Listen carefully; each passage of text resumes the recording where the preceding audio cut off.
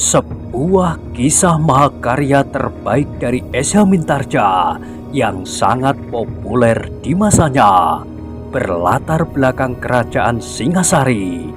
Dengan bangga kami persembahkan kepada sahabat Permata TV tercinta semuanya dengan judul Kisah Pelangi di Langit Singasari.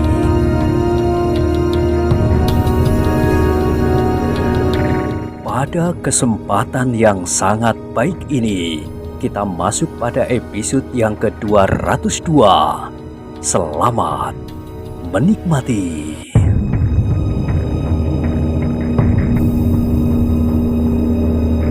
Pada episode sebelumnya telah diceritakan, sekali lagi seperti kekecewaan menghunjam langsung ke pusat jantung Ken Dedes. Tetapi ia tidak ingin surut. Ia harus mendapat kesempatan sekali ini. Meskipun kadang-kadang sehelai-sehelai perasaan putus asa telah menyaput hatinya. Bagi Ken Dedes, usaha membebaskan Mahesa Agni sama sekali tidak akan mengganggu rencana pekerjaan Aku yang lain. Ia akan dapat menyisihkan sedikit waktunya untuk berbuat. Ken Dedes tahu benar bahwa sebenarnya Aku Tunggul Ametung masih mempunyai banyak kesempatan. Menurut penilaian Ken Dedes, Aku Tunggul Ametung tidak mempergunakan waktunya sebaik-baiknya. Ia tidak terikat pada suatu rencana yang matang, tetapi ia berbuat sesuai dengan keinginannya sesaat-sesaat, kapan ia ingat dan kapan saja ia mau. Itulah sebabnya, maka ia menjadi terlampau sibuk untuk sesaat, sedang di saat-saat yang lain, waktunya hanya dipergunakannya untuk berburu tanpa berbuat sesuatu. Tidur sepanjang hari dan kadang-kadang marah-marah karena hal-hal yang kecil kepada hamba-hambanya.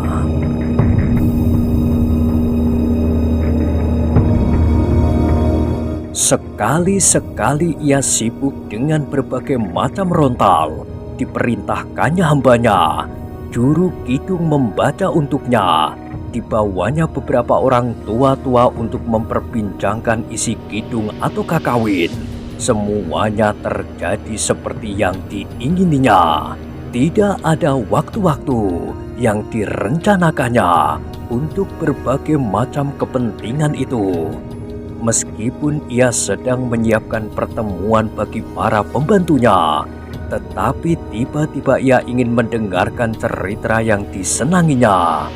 Maka dipanggilnya juru kidungnya dan dihabiskannya waktunya untuk mendengarkan cerita-cerita itu.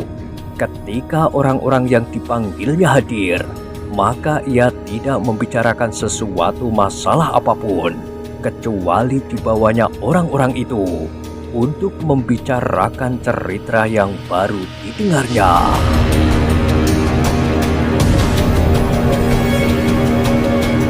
Ken Dedes menarik nafas dalam-dalam. Ia sadar bahwa kehadirannya di istana itu memang belum menumbuhkan suasana yang baru. Tetapi ia sudah mempunyai beberapa rencana untuk itu. Ia ingin membuat Aku Tunggul Ametung berbeda dengan Aku itu sebelumnya. Namun setelah perkawinannya, justru Aku seolah-olah kehilangan segenap waktunya. Ia tenggelam dalam suasana perkawinannya untuk beberapa saat.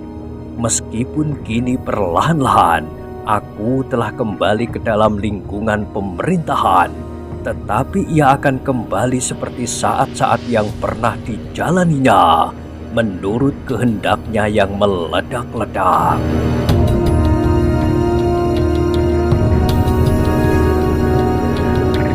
Namun agaknya persoalan Kakang Mahesa Agni tidak menarik perhatiannya, pikir Ken Dedes. Tetapi ia masih berusaha. Katanya, "Ampun tuanku, sekali ini hamba mohon dengan sangat agar tuanku sudi mendengarkannya." aku akan menjadi gila. Seandainya tuanku tidak mempunyai waktu, perkenankan hamba menyelesaikannya sendiri. Tetapi, hamba ingin tuanku memberikan keleluasaan kepada hamba untuk memilih jalan yang dapat hamba tempuh. Apa yang akan kau lakukan? Hamba belum tahu tuanku. Mungkin atas izin tuanku, hamba akan mempergunakan beberapa kekuatan prajurit. Namun mungkin hamba terpaksa mempergunakan tebusan. Karena itu, seandainya tuanku tidak berkeberatan, biarlah hamba menyelesaikan persoalan ini. Oh, tidak. Potong aku Tunggul Ametung. Kau tidak boleh berbuat sendiri, apalagi memboroskan kekayaan istana Tumapel. Kau tahu, Ken Dedes, aku sedang berpikir bagaimana aku dapat menjadikan istana ini menjadi istana yang terbaik dan termegah di seluruh Kediri. Aku ingin kau memiliki sejumlah perhiasan yang paling berharga dari permaisuri-permaisuri aku di seluruh Kediri. Bahkan di dalam persidangan agung nanti, apabila kau mendapat kesempatan untuk pergi bersamaku, bersama-sama dengan permaisuri dari daerah-daerah lain di wilayah Kediri ini, kau akan menjadi seorang permaisuri yang paling cantik. Kau akan menjadi permaisuri yang memiliki segala macam perhiasan, melampaui yang lain. Bahkan harus melampaui permaisuri Maharaja Kediri. Tetapi perlahan-lahan Ken Dedes menggelengkan kepalanya. Itu sama sekali tidak perlu bagi hamba, tuanku. Oh, alangkah bodohnya kau. Aku ingin kau menjadi permaisuri tercantik. Aku ingin kau menjadi permaisuri yang paling kajen keringat. Tetapi itu sama sekali bukan untuk hamba. Tetapi itu semata-mata hanya sekedar untuk kebanggaan tuanku, untuk kepentingan tuanku sendiri. Ken Dedes, apabila tuanku berpikir untuk kepentingan hamba, maka biarlah hamba menentukan semuanya itu sendiri, meskipun menurut pertimbangan-pertimbangan tuanku. Tidak, kau tidak dapat berbuat menurut kehendakmu. Aku adalah aku Tumapel, bukan kau.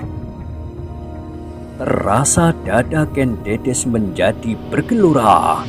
Tiba-tiba tumbuhlah keberanian di dalam dirinya untuk memaksakan kehendaknya. Desakan yang ada di dalam dirinya sudah tidak tertahankan lagi. Karena itu maka katanya, "Benar, tuanku. Tuanku adalah aku Tumapel.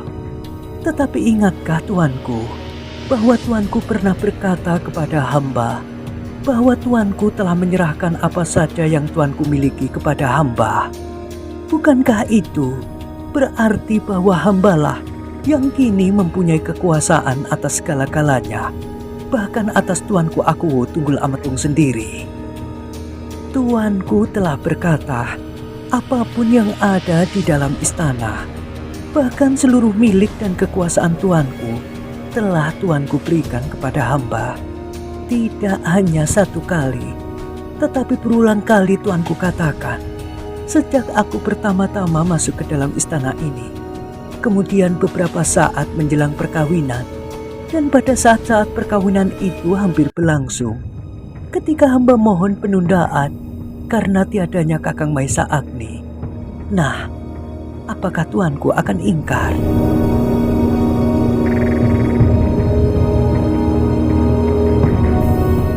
wajah aku Tunggul Ametung tiba-tiba menjadi merah, semerah saka. Terhentak ia berdiri, tubuhnya menjadi gemetar dan wajahnya menegang. Sesaat justru ia terbungkam, tetapi terasa darahnya seolah-olah mendidih di dalam dirinya. Apalagi ketika dilihatnya Ken Dedes tidak lagi menundukkan kepalanya, bahwa wajah permaisuri itu kini terangkat seolah-olah menantangnya. Tetapi justru karena itu, maka sejenak aku itu terdiam. Ia berdiri saja membeku dalam ketegangan. tubuhnya bergetar oleh getaran jantung yang berdentangan di dalam dadanya. Dalam keadaannya itu, Aku Tunggul Ametung telah kehilangan pengendalian diri. Siapapun yang berada di dekatnya, ia tidak dapat mempertimbangkannya lagi. Kemarahannya benar-benar telah memuncak sampai di kepalanya.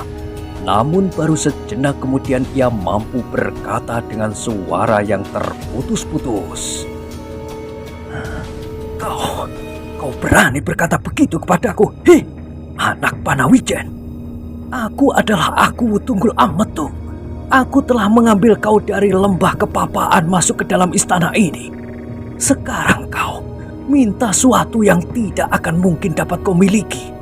Kekuasaan atas Tumapel. Aku Tunggul Ametung terhenti sesaat justru karena kalimat-kalimat yang berdesakan ingin melontar keluar dalam waktu yang bersamaan. Namun saat itu ternyata telah dipergunakan oleh Ken Dedes yang justru menjadi semakin berani. Tuanku, hamba tidak pernah minta apapun dari tuanku sebelum ini. Sebelum hamba membicarakan masalah Kakang Mahesa Agni. Tetapi tuanku sendirilah yang memberikannya kepada hamba. Meskipun demikian, hamba tidak akan pernah mempergunakan segala macam wewenang karena akibat pelimpahan kekuasaan atas Tumapel itu dari tuanku. Seandainya tuanku sudi mendengarkan permohonan hamba yang barangkali tidak akan berarti apa-apa bagi tuanku dan sama sekali tidak akan mengganggu waktu dan terlampau banyak mempergunakan pikiran. Tetapi tuanku sama sekali tidak berminat membicarakan Kakang Mahesa Agni. Seandainya Kakang Mahesa Agni dibunuh sekalipun oleh kuda sempana, maka hamba tidak akan menyesal apabila tuanku telah berusaha meskipun tidak berhasil. Tetapi tuanku sama sekali tidak menaruh minat apapun atas satu-satunya keluarga hamba, satu-satunya orang yang mengerti tentang diri hamba. Omong kosong, bentak Aku Tunggul Ametung. Aku telah mencoba untuk menjadi orang yang paling dekat padamu, untuk mengerti keadaanmu, dan akan menjadi pegangan hidupmu. Tetapi, agaknya kau telah menyia-nyiakannya. Hamba akan berterima kasih seandainya tuanku hanya mencoba untuk mengerti keadaan hamba. Tetapi tuanku tidak berbuat demikian. Sehingga hamba terpaksa menyebut-nyebut pelimpahan kekuasaan yang pernah tuanku ucapkan. Tidak, tidak. Kau memang anak yang tidak tahu budi. Kau memang anak terlampau tamak. Hei, perempuan Panawijen. Cukup. Tiba-tiba suara Ken Dedes melengking tinggi mengatasi suara Aku Tunggul Ametung. Sehingga Tunggul Ametung itu pun terkejut. Tetapi bukan saja Aku Tunggul Ametung yang terkejut, namun Ken Dedes sendiri pun terkejut karenanya. Sejenak keduanya terbungkam, namun sejenak kemudian Ken Dedes menundukkan kepalanya. Betapa ia mencoba bertahan, namun titik-titik air matanya berjatuhan satu-satu di atas pangkuannya. Namun titik-titik air mata itu sama sekali tidak dapat mendinginkan jantungnya yang serasa membara. Betapa sakit hatinya mendengar kata-kata Aku Tunggul Ametung itu. Betapa pedihnya luka yang hampir sembuh itu kini terkorek kembali.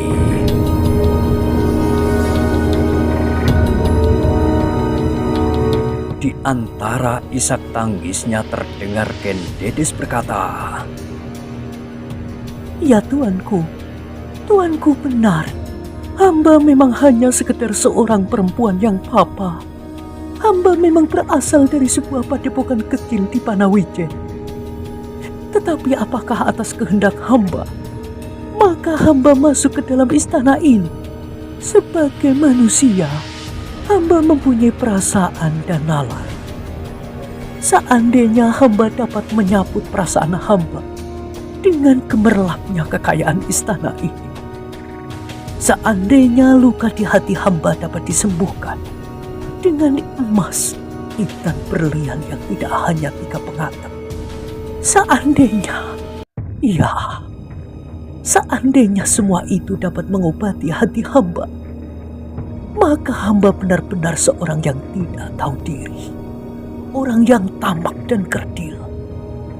Tetapi tuanku, ketahuilah bahwa semuanya itu tidak berarti apa-apa bagi luka di hati hamba.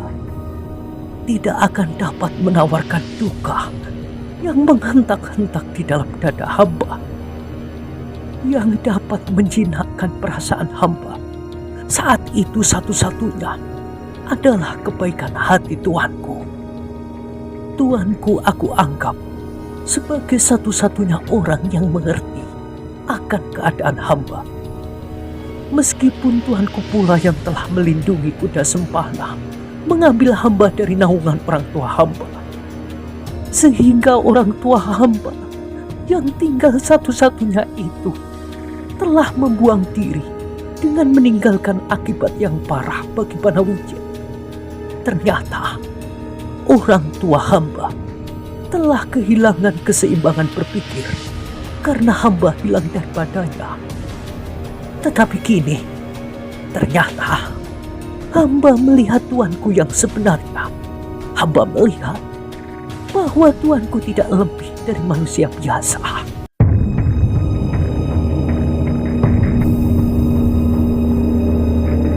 Ken Dedes berhenti sejenak untuk menelan ludahnya yang serasa menyumbat kerongkongan. Ketika ia mengangkat wajahnya, dilihatnya Aku Tunggul Ametung berdiri membeku. Namun ketegangan di wajahnya masih membayangkan hatinya yang panas. Tetapi Ken Dedes sudah tidak menghiraukannya lagi. Bahkan ia berkata terus meskipun ia kemudian menundukkan kepalanya pula. Ternyata tuanku adalah manusia biasa yang hanya dikuasai oleh pamrih. Hamba kini menduga bahwa bukan karena sesal, maka tuanku melepaskan hamba dari tangan kuda sempana. Ken Dedes, Aku Tunggul Ametung memotong. Tetapi Ken Dedes berkata terus dengan nada tinggi.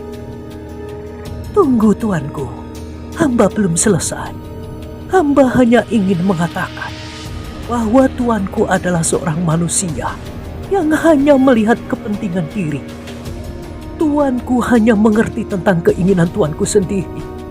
Tuanku melepaskan hamba dari kuda sempana. Tuanku berjanji untuk melimpahkan segalanya kepada hamba.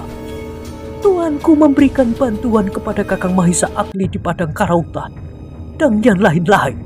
Ternyata hanya terdorong oleh nafsu tuanku sendiri, supaya tuanku dapat berbuat sekehendak hati tuanku atas hamba. Bohong, bohong! Aku Tunggul Ametung berteriak. Hampir-hampir ia lupa diri dan meloncat menampar Ken Dedes yang putih dan basah oleh air mata. Tetapi untunglah bahwa ia masih mampu menahan dirinya, meskipun dadanya serasa hampir meledak. Dengan lantangnya ia berkata dalam nada yang tinggi hampir melengking. Oh, Ken Dedes, kau anggap Mahisa Agni itu manusia yang paling utama di dunia ini, sehingga kau bersedia mengorbankan segalanya untuknya. Kau anggap bahwa persoalannya adalah persoalan yang maha penting, melampaui persoalanmu sendiri, sehingga hampir-hampir kau korbankan dirimu sendiri untuknya. Oh, Ken Dedes, apakah engkau tidak menyadari bahwa kini kau berhadapan dengan Aku Tunggul Ametung yang berkuasa tanpa batas di Tumapel atas nama Maharaja Kediri? Hamba mengerti tuanku, jawab Ken Dedes, meskipun matanya telah menjadi basah oleh air mata, tetapi kini ia menengadahkan wajahnya. Tetapi yang penting bagi hamba bukan terlepasnya Kakang Mahisa Agni. Suara Ken Dedes menjadi bergetar karena hentakan jantungnya di dalam dada. Sudah hamba katakan bahwa seandainya Kakang Mahesa Agni terbunuh sekalipun, hamba tidak akan menyesal apabila tuanku telah berusaha berbuat sesuatu. Oh, begitu. Potong Tunggul Ametung. Baik, baik. Besok aku akan kerahkan seluruh pasukan Tumapel untuk mencari Kepu Sindat. Aku tidak akan gagal. Aku tidak perlu lagi mempersoalkan seperti berulang kali kau katakan bahwa cara itu akan berbahaya bagi keselamatan Mahesa Agni. Itu lebih baik daripada tuanku tidak berbuat apapun. Ken Dedes menyahut. Tetapi apa yang tuanku lakukan itu sama sekali tidak bersungguh-sungguh. Tuanku hanya melepaskan kemarahan dan luapan-luapan kejemuan saja. Ken Dedes berhenti sejenak. Keringatnya telah memenuhi punggungnya sehingga kembennya menjadi kuyup seperti kainnya menjadi kuyup pula oleh air mata. Yang penting bagi hamba, tuanku Aku Tunggul Ametung, yang kini telah hamba ketahui adalah bahwa tuanku sama sekali tidak mencoba mengerti perasaan hamba. Tuanku tidak memperhatikan kepahitan perasaan hamba selama ini. Baik tuanku sebagai Aku Tumapel maupun tuanku Tunggul Ametung sebagai suami hamba.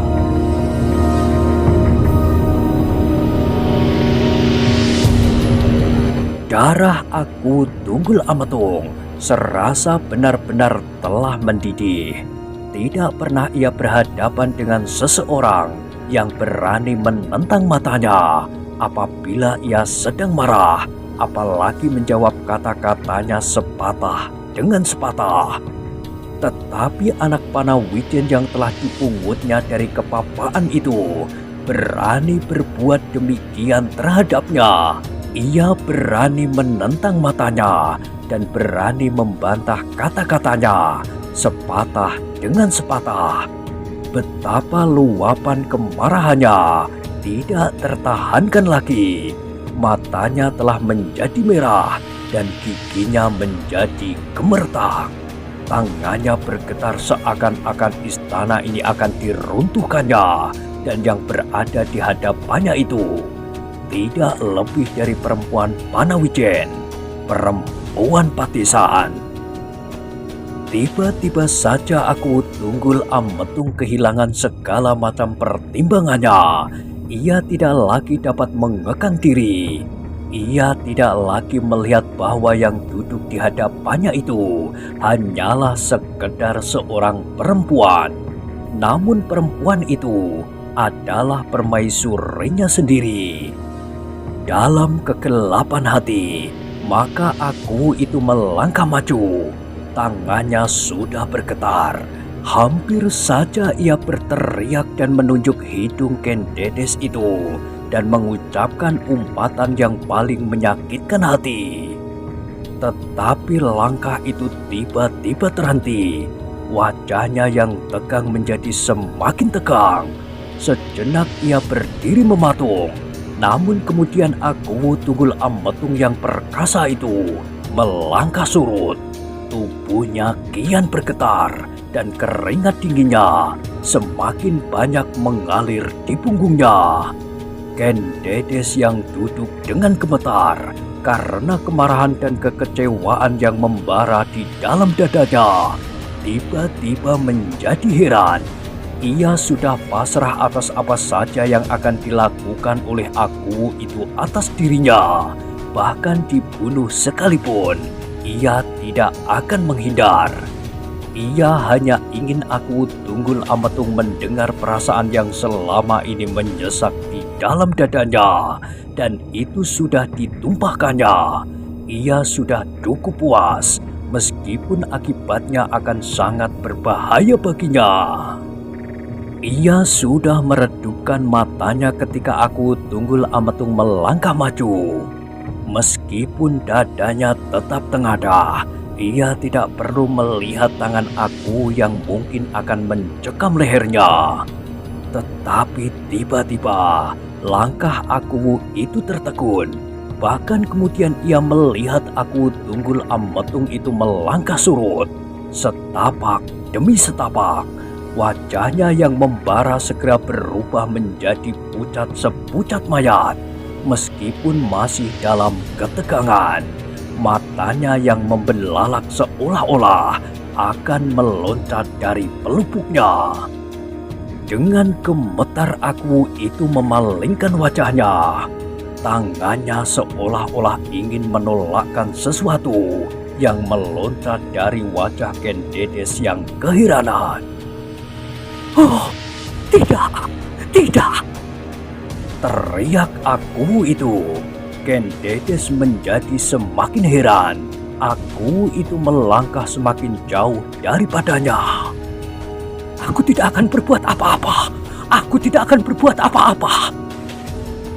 Ken Dedes yang keheranan itu kemudian menjadi cemas. Ia tidak tahu apa yang telah terjadi. Tetapi ia melihat Aku itu seakan-akan berada di dalam ketakutan yang amat sangat.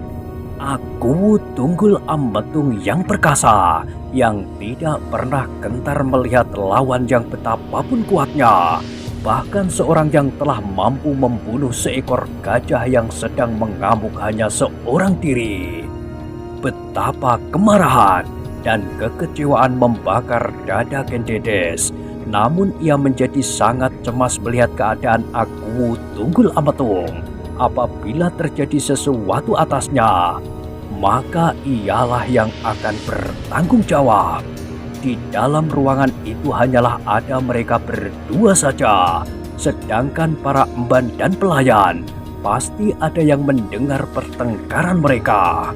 Tetapi lebih daripada itu, bagaimanapun juga, Aku Tunggul Ametung itu adalah suaminya. Karena itu maka perlahan-lahan ia berdiri. Selangkah ia maju sambil berdesis. Tuanku, tuanku, kenapakah tuanku? Aku Tunggul Ametung itu justru menutup wajahnya dengan kedua telapak tangannya. Tubuhnya menjadi gemetar dan keringat dinginnya menjadi semakin banyak mengalir. Tuanku, terdengar suara Ken Dedes lirih. Tidak, tidak Ken Dedes, aku tidak akan berbuat apa-apa atasmu.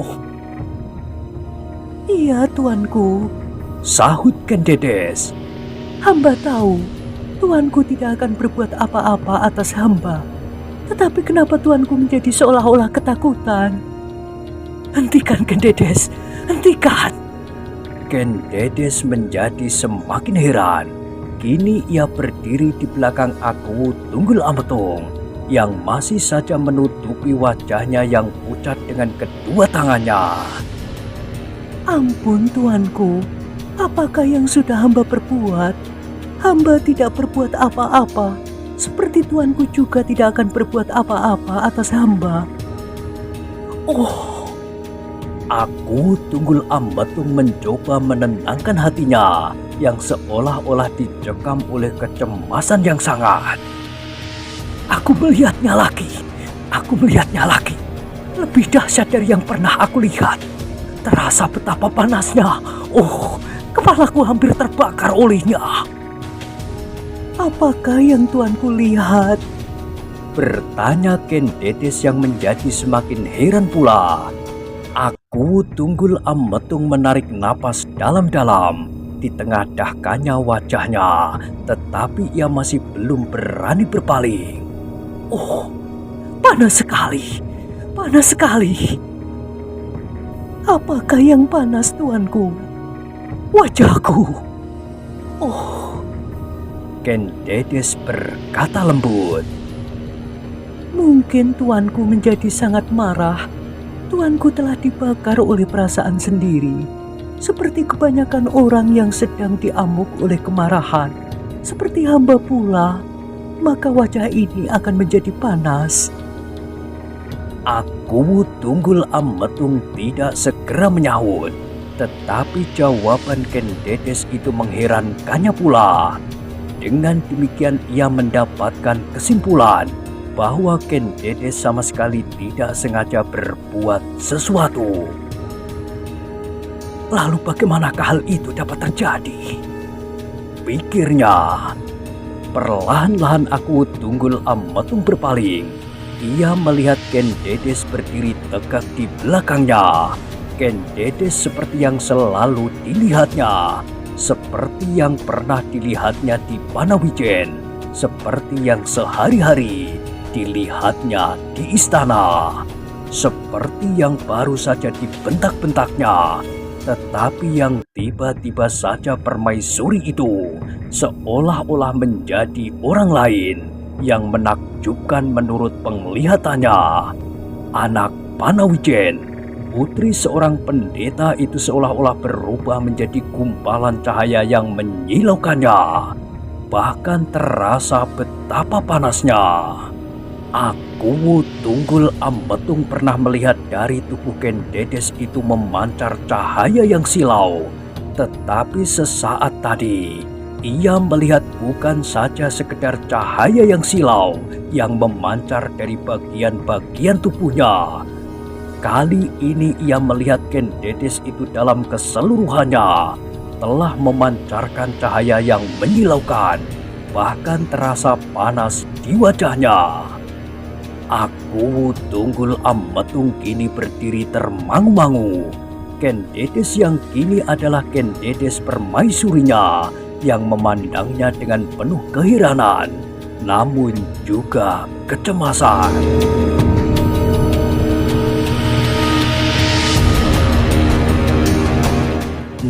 Nah, bagaimanakah kisah selanjutnya? Silahkan ikuti terus kisah Pelangi di Langit Singasari pada episode berikutnya. Sampai jumpa.